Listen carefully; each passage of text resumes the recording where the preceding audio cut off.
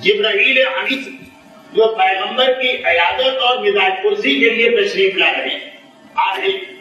جبرائیل سے یہ سوال کیا کہ اے جبرائیل، میرے بعد وحی کا سلسلہ منقطع ہو رہا تو تمہارا اس دنیا میں آنا جانا بھی بند ہو جائے گا۔ تو اللہ کے رسول، آپ کے اہل بیت سے ملاقات کے علاوہ اس دنیا میں اب میرا کوئی کام باقی نہیں رہے، لیکن اللہ قیامت سے پہلے مجھے 10 مرتبہ اس دنیا میں ایک ذمہ داری دے کے بھیجے، اور وہ ذمہ داری اب تک کی ذمہ داریوں کی بالکل الٹی ذمہ داری۔ یہ جملہ میرا، جبرائیل نے کہا کہ آپ کے بعد 10 مرتبہ پروردگار مجھے اور بھیجے گا قیامت سے پہلے۔ یہاں قیامت سے مراد وہ والی قیامت نہیں ہے جو حضرت اسرافیل کے سور کے نتیجے میں ہوتی، یہاں قیامت سے مراد قیامت صغریٰ جو ہمارے امام کے ظہور کے ساتھ شروع ہو، یعنی ظہور امام تک 10 مرتبہ مجھے اور بھیجا جائے گا۔ اور یہ جو 10 مرتبہ جبرائیل آئیں تو الٹا فریضہ انجام دیں، الٹا وحی مانا کہ اب تک جبرائیل آتے تھے تو آسمان سے زمین کی جانب کچھ لے کے آتے تھے، وحی ربانی ہے قرآن کی آیتیں، اور یہ تو 10 مرتبہ آئیں گے تو آسمان سے خالی ہاتھ آئیں گے، زمین سے اپنے ہاتھوں کو بھر کے لے کے جائیں گے۔ اس مرتبہ لے کے آتے تھے، خالی جاتے تھے، اب 10 مرتبہ جو بعد پیغمبر وہاں سے خالی ہاتھ آئیں گے اور یہاں سے کچھ لے کے جائیں گے، مگر کیا لے کے جائیں گے؟ پیغمبر نے کہا جبرائیل بتاؤ، جبرائیل نے کہا اللہ کے رسول، آپ کے بعد 1 مرتبہ تو مجھے اس دنیا میں اس لیے آنا پڑے گا کہ اس دنیا سے میں برکت کو اٹھا کے لے جاؤں گا۔ برکت، برکت، آج آپ دیکھیے مقدار کے اعتبار سے ہر آدمی کے پاس پیسہ بڑھ گیا، لیکن برکت کے اعتبار سے دیکھیے تو ہر آدمی کہتا وہ 20 سال کا پہلے کا زمانہ بہتر، وہ 40 سال پہلے کا زمانہ اچھا، وہ 100 سال پہلے کا زمانہ برکت والا۔ اب میں برکت کی تشریح کروں، 1 گھنٹہ اس میں نکل جائے گا۔ یہ حدیث ایک ایسی حدیث کہ جس کا ہر فقرہ تشریح طلب ہے، لیکن میرا موضوع اتنا بڑا کہ میں تشریح میں نہیں جا رہا، اور ضرورت ہے صاحبان ایمان اور بافہم مومنین کا مجمع، لیکن روایت بہرحال مکمل تو کرنا، اس کے بعد ایک بار پھر آؤ۔ اچھا آپ یہ ترتیب بھی دیکھتے جائیں اور حالات دنیا پہ نگاہ بھی ڈالتے جائیں، کیا واقعا یہی ترتیب نہیں چل رہی؟ ہاں میں دوبارہ آؤں، اور اب جو آؤں گا تو خدا کی رحمت کو اس دنیا سے اٹھا کے لے جاؤں گا۔ دنیا والے پریشان، صاحبان ایمان فکر مند، رحمت خدا کی دعا کرتے ہوئے رحمت کہیں نہیں مل رہی، رحمت کہیں نظر نہیں آ رہی۔ اے اللہ کے رسول، اور پھر میں تیسری مرتبہ آؤں گا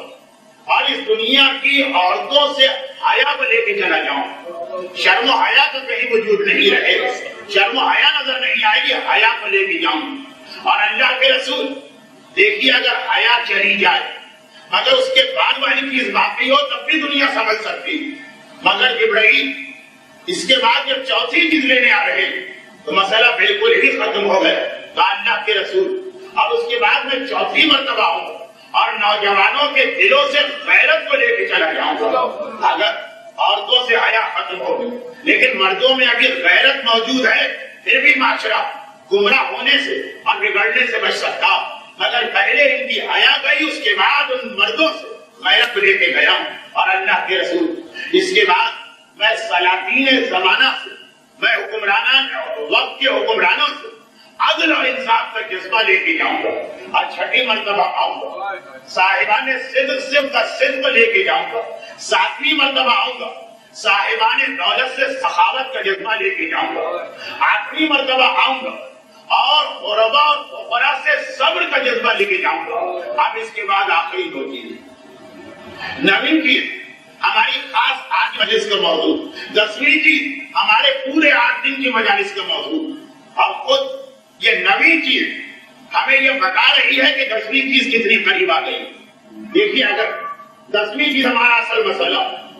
اور پتا چلا کہ ابھی دوسری چیز چل رہی، ایک اطمینان ہوتا ہے نا کہ 2 اور 10 میں خاصا فاصلہ، ابھی ہمارے پاس بچنے کا اور آرام سے بیٹھنے کا وقت ہے۔ اگر ہمیں بتایا گیا کہ تمہارا اصل مسئلہ 10ویں چیز ہے اور ہم نے دیکھا تو پتا چلا چھٹا زمانہ چل رہا، ہم نے کہا ابھی تو بہت ہوا، لیکن اب آئیے 9ویں چیز دیکھیے اور پھر یہ دیکھیے کہ جب 9ویں چیز سامنے آ گئی تو اس کے فوراً بعد تو 10ویں چیز کو آنا۔ فرمایا जिब्राइल पैगंबर इस्लाम के सामने अपने नवे सफर को बयान किया और कहा अल्लाह के रसूल, इसके बाद में नवी मर्तबा इस दुनिया में आऊंगा और इल्म और उलमा को लेके चला जाऊंगा, और फिर जब 10वीं मर्तबा आऊंगा तो साहिबान ईमान के ईमान को ले आऊंगा। अब इन्हें ईमान की जरूरत नहीं, अब इनका ईमान रुखसत हो रहा। तो जब नवी चीज आ गई, वैसे तो हर चीज खत्म था, लेकिन सिलसिला चला कैसे? दुनियावी चीजों से आखिर मंजिल आ गई ईमानी और रूहानी चीजों पर। पहले बरकत के बगैर फिर भी आदमी रह सकता, रहमतें बढ़ जाती, लेकिन ये सिलसिला बढ़ते बढ़ते इल्म तक पहुंचा और आखिर में ईमान। जिब्राइल का ये टकराव क्या कयामत सुगरा यानी ज़ुहूर ईमान से पहले जो आखिरी मर्तबा में होगा तो साहिबान ईमान का ईमान लेने आऊंगा। यह खास में मोमिनों के लिए आ रहा हूं। यहाँ पे एक सवाल हो सकता है, गर्ज इस मजमे से मुझे तवक्को नहीं कि वो ऐसा सवाल करे, लेकिन बाज़ औक़ात बात फैल जाती है। कहा कि जब जिब्राइल ये चीजें लेके आएंगे तो इसमें हमारा क्या कसूर? जिब्राइल हमारा ईमान लेके जा रहे हैं, हम तो अपना ईमान नहीं ले रहे। हदीस को समझाने का मौका नहीं, लेकिन बहुत ही मुख्तसर एक जुमला जो वजाहत भी है उलमा की तरफ से मासूम की अहादीस की रोशनी, वो ये जिब्राइल को तो इसलिए भेजा जा रहा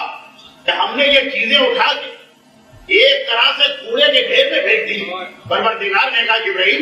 ये लोग कदर नहीं कर रहे हैं, जाओ और इसे लेके आओ। मसलन आपकी निगाह के सामने नऊज़ु बिल्लाहि मिन ज़ालिक मिसाल दे रहा हूँ, वला युनाक़िशु फिल मिसाल।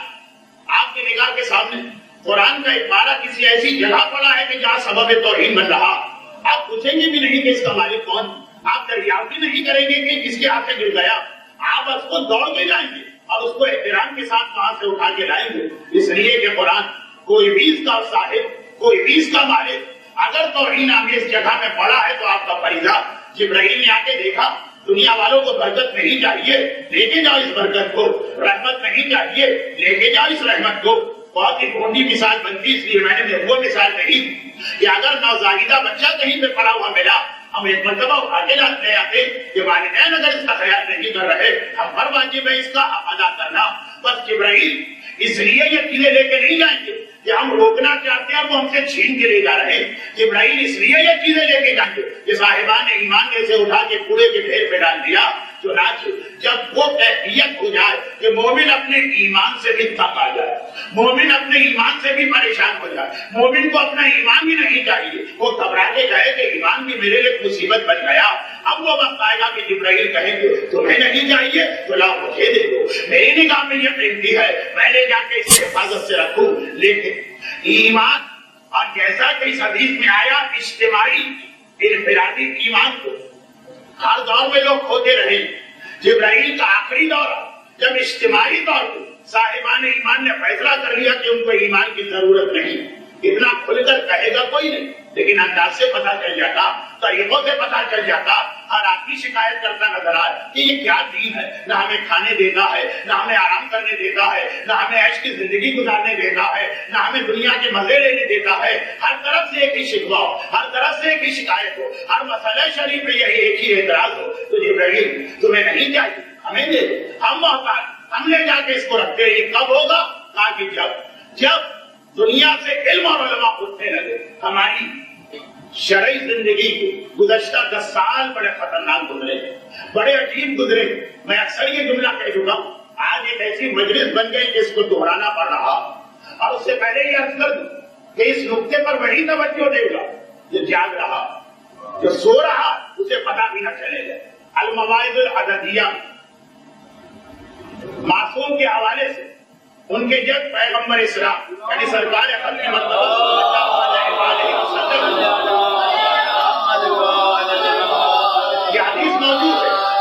हदीस मौजूद इन्नल जिस्म सित्ततु अहवाल, जिसमें इंसानी की 6 हालतें, अल मौत वल हयात वस्सिहत वल मरद वल नौम वल जफ़्फ़त, जिसमें इंसानी कभी मुर्दा है, कभी जिंदा, कभी सेहतमंद है, कभी मरीज, कभी जाग रहा है, कभी सो रहा। कज़ालिक रूह, हदीस का जो यही रूह है, इंसानी की भी हालत होती है, कभी रूह जिंदा होती है, कभी मुर्दा होती है। کبھی مریض ہوتی ہے، کبھی صحت مند ہوتی، کبھی سو رہی ہوتی ہے، کبھی جاگ رہی ہوتی، اور معصوم نے بتا دی،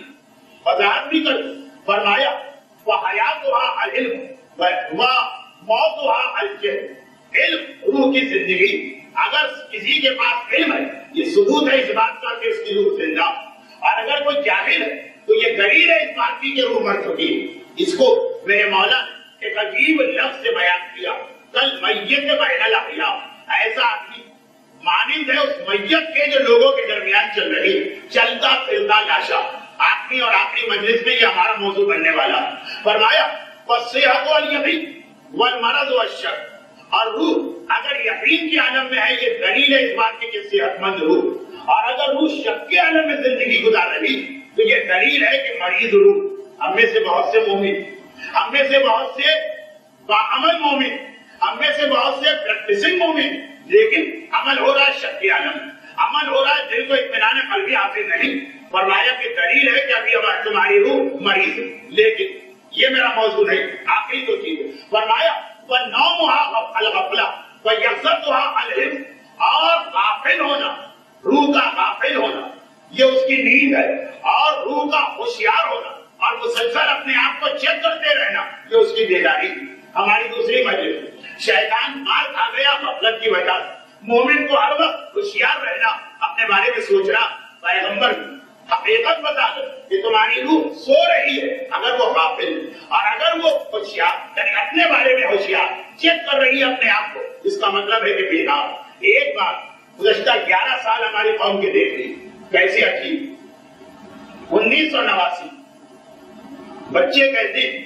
کہ اگر ذرا انگریزی میں بھی پڑھ دیا کرے، نواسی وواسی ہماری سمجھ میں نہیں آتا۔ چلے 89 مراجع کی تاریخ کی ایک عظیم شخصیت حضرت امام خمینی رضوان اللہ علیہ کا انتقال ہوا، اور یہی ماہ جون اس مہینے کی 4 تاریخ، چنانچہ ابھی آپ نے برسی بھی منائی۔ 1990 ایک اور عظیم مرجع سرکار آیت اللہ عظمہ آقا شہاب الدین مرشی کا انتقال ہوا۔ 1991 ایک اور عظیم مرجع آیت اللہ محسن الحکیم کے ولد اکبر، جن کے بارے میں تقریباً طے تھا کہ مرجعیت ان کے پاس آئی، اور انہوں نے خود منع کر دیا کہ جب تک کہ آیت اللہ کوئی ایسا عظیم مرجع زندہ، میرے لیے اپنی تقریر کروانا جائز نہیں۔ 1991 سرکار آیت اللہ عظمہ آغا سید یوسف الحکیم، 1992 اور یہی ماہ سفر کا مہینہ تھا 1992 آیت اللہ عظمہ آغا خود، جن کا تذکرہ کسی اور حوالے سے کل ہو گیا۔ 1993 آیت اللہ عظمہ آغا گلپاہگان، 1994 آیت اللہ عظمہ آغا عبدالعلا سبزواری، 1995 آیت اللہ عظمہ آغا عراقی، 1996 آیت اللہ عظمہ آغا سید قاسم تبریزی، جو نام بھی ہمارے یہاں نہیں پہنچا، اور جن کے بارے میں ایک جملہ کہا جاتا کہ یہ اتنے عظیم مرجع کہ آیت اللہ کوئی کے شاگردوں میں پہلے بیچ میں تھے، مگر ایسے شاگرد تھے کہ بعض اوقات آیت اللہ کوئی ان سے استفادہ نہیں کیا کرتے۔ 1996 آیت اللہ عظمہ آغا سید قاسم تبریزی، 1997 آیت اللہ عظمہ آغا سید محمد روحانی، اور 1998 کا یہ منحوس سال آیت اللہ عظمہ آغا مرزا علی اقراوی۔ دیکھیے مسلسل سلسلہ چل رہا اس مجمع میں، مجھے ایسے چہرے نظر آ رہے جو کہیں گے کہ مولانا یہ والا نقطہ تو ہم نے اس سے پہلے بھی ایک درس میں سنا، اس وقت پیرس 1995 تک کی، کسی نے اس کے بعد سنا ہوگا پیرس 1996 تک کی۔ میں تو یہ بتا رہا ہوں کہ یہ ہو کیا رہا، پوری تاریخ تشیع کو میں نے چھان مارا آج سے 3-4 سال پہلے، اس وقت بھی ہمیں کبھی ایسے 10-11 سال نہ ملے کہ ہر سال اتنے بڑے مرجع اور نائب امام کے انتقال کی خبر لے کے آیا۔ یہ سلسلہ مسلسل چل رہا۔ 1989 ماہ جون کی 4 تاریخ آیت اللہ عظمہ آغا امام روح اللہ الموسوی الخمینی کے انتقال سے لے کر یہ شب جمعہ 19 جون آیت اللہ مرزا علی اقراوی کی شہادت تک ہر سال یہ ایسی خبر آ رہی کہ کیا ابھی بھی ہمارے کان کھڑے نہیں، کیا ابھی بھی ہم سوچنے پہ مجبور نہیں؟ پیغمبر فرماتے کہ اگر غافل بیٹھے ہو کہ دلیل ہے اس بات کی کہ تمہاری روح اس وقت نیند کے عالم میں، اور اسی نیند کے عالم میں ایسا نہ ہو کہ یہ اتنی ساری اموات عام مومنین کی نہیں، مراجع کی اموات کے بارے میں اکثر ایک جملہ کہتا ہوں، بڑی گھونڈی بات بن جاتی ہے، وہ یہ کہ دیکھیے اگر کبھی ایسا ہو کہ ایک ہوائی جہاز میں کئی مراجع جا رہے ہیں اور پلین کریش ہو جائے، 10 مراجع خدا نہ کرے ایک وقت میں انتقال کر گئے، ایسے واقعات تاریخ تشیع میں ہیں کہ ایک موقع پہ کئی شہادتیں، بعد میں 10 سال کے بعد ایک مرجع کے انتقال کی خبر آئی، یہ تو ایک فطری چیز، مگر اس انداز کا طریقہ کار کہ ایسا لگے جیسے پروردگار ذرا ہم کو جھنجھوڑ کے دیکھتا، پھر دیکھتا ہے کہ ہم سو رہے، تھوڑی دیر کے بعد پھر جھنجھوڑا جاتا، پھر دیکھتا ہے کہ ہم سو رہے، 11 سال وقفے میں اکثر یہاں پہ ایک جملہ اور کہتا ہوں، ہمارے سامنے ماں سبق کے انبیاء، ماں قبل کے انبیاء، یہ تاریخیں ماہ سفر سردار انبیاء کی تاریخیں ہیں، تو اس حوالے سے وہ تمام انبیاء جو پیغمبر سے پہلے گزرے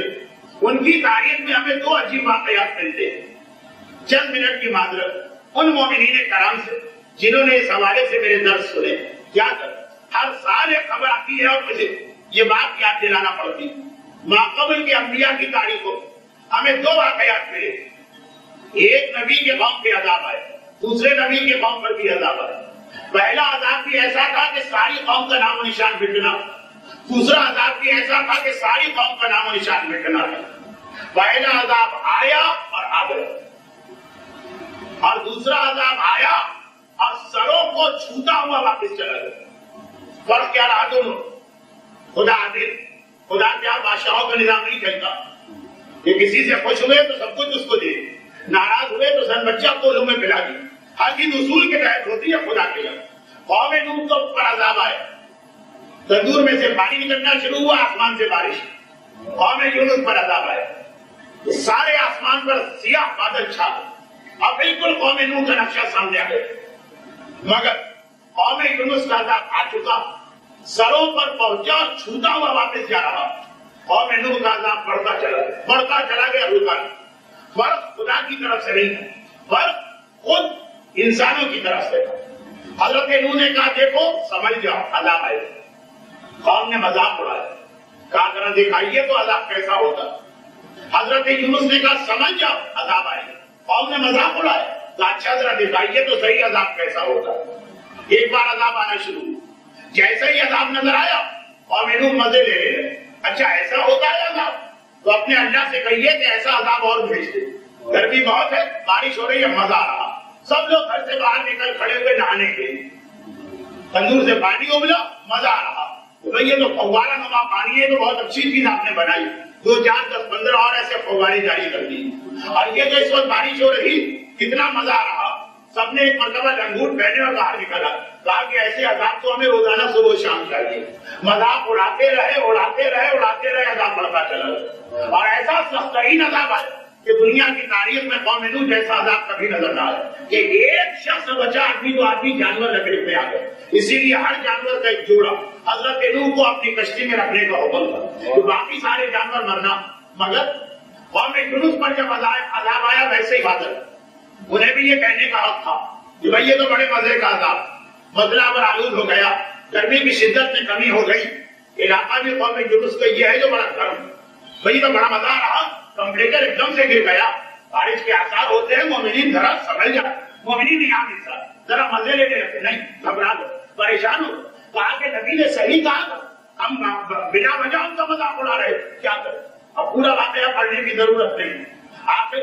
عالم نے بتایا کہ توبہ کرو، روتے ہوئے اور کانپتے ہوئے شہر سے باہر نکلے، پروردگار ہماری توبہ، ہم نے جو کیا غلط کیا، نبی کی بات نہ مانی غلط کیا، عذاب کا مذاق اڑایا غلط کیا، عذاب آیا سروں کو چھوتا ہوا واپس چلا گیا۔ تو 2 مثالیں ہیں، عذاب کو دیکھ کے مزہ لے، عذاب کو دیکھ کے آنکھیں کھل جانا اور فوراً اپنی غلطی کو مان لینا۔ مزہ لینے والے کا اجر قوم نوح جیسا ہوگا، غلطی مان لینے والا قوم یونس کی طرف سے ایک ایسی مثال بن جاتا کہ اللہ نے وعدہ بھی کیا عذاب کا، خدا نے کہا میں اپنا وعدہ واپس لیتا، تو ظاہر ایسا لگے کہ خدا کا وعدہ پورا نہ ہوا، لیکن توبہ کرنے والوں پہ عذاب نہیں بھیج سکتا۔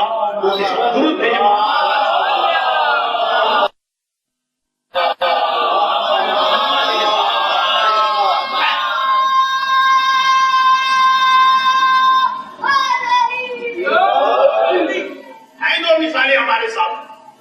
انبیاء جن کا ذکر آیا ہے فقط ایک اعتبار سے آیا ہے، قرآن تاریخ کی کتاب نہیں، لوگوں کو ورلڈ ہسٹری نہیں پڑھا رہا ہے قرآن ہے پاک کعبے کو یا اولین ابصار، اے صاحبان بصیرت عبرت پکڑو، عبرت کی کتاب ہے۔ تو دونوں واقعات قرآن نے بتایا اور ان دونوں کو ملانے والی ایک آیت آ گئی، دونوں واقعات کو ملانے والی ایک آیت آ گئی، سنستدرجہم من حیث لا یعلمون۔ کیا آیت آ گئی جو بتا رہی ہے خدا ان کے یہاں عذاب کا طریقہ کیا؟ کہا ہم عذاب اچانک نہیں لاتے، ہم عذاب یکایک نہیں لاتے، دیکھیے ہمارے یہاں اصول دین میں ہے خدا عادل، یہ عادل جو ہے نا اس وضاحت میں یہ چیز تھی، خدا عذاب اچانک نہیں لاتا، آہستہ آہستہ۔ خدا کو اپنے بنائے ہوئے بندوں ختم کرنے میں مزہ نہیں آتا، اصلاح کرنا چاہتا ہے ہلکا سا عذاب، اب سمجھ جاؤ، ذرا عذاب کی شدت بڑھا دی، اب سمجھ جاؤ۔ سنستدرجہم عربی میں ایک لفظ ہے سینے اور سیڑھی کے لیے درجہ، اردو میں بھی درجہ استعمال ہوتا ہے، سنستدرجہم درجہ درجہ کر کے ہم عذاب دیتے، لیکن دیتے اس طرح ہے کہ ان کو اندازہ بھی نہیں ہوتا، فقط جس کی آنکھیں کھلی، جس کی روح بیدار، جس نے غفلت کے پردے ہٹا دیے، ہمارے سامنے ایک ہی انداز کا عذاب آ رہا کہ پوری 1200 سالہ تاریخ غیبت میں مراجع کرام کے اس طرح سے انتقال کی خبر نہیں آئی، کہیں ایسا تو نہیں کہ جبرائیل کا یہ نواں وزٹ ہو رہا، تمہیں نہیں چاہیے مراجع، تمہیں نہیں چاہیے نائب امام، تمہیں نہیں چاہیے نظام شریعت، تمہیں نہیں چاہیے حوزہ علمیہ، تمہیں نہیں چاہیے فقہ مسائل، اللہ کو چاہیے، ایک اللہ کو یہ ہستیاں چاہیے اور محبوب ہم لے جاتے، لیکن یاد رکھو کہ اگر یہ کرے تو آخری مرانا ہے کہ تمہارا ایمان جائے گا، جب برکت اٹھ جائے گی اور ایمان جائے گا اس میں 8 باتیں اور، جب حیا چلی جائے گی اور ایمان جائے گا اس میں 6 باتیں اور، جب صاحبان دولت کی سخاوت چلی جائے گی 2 باتیں تھی، لیکن جہاں علماء چلے جائیں گے اور ایمان چھینا جائے گا اس میں کوئی غیب کوئی وقفہ نہیں ہے، علماء گئے کوئی اب تمہارا ایمان جانے کی باری آ گئی، تو اب ہمیں غور کرنا ہے اس واقعے رحمتک یا ارحم الراحمین وصلی اللہ علی محمد وآلہ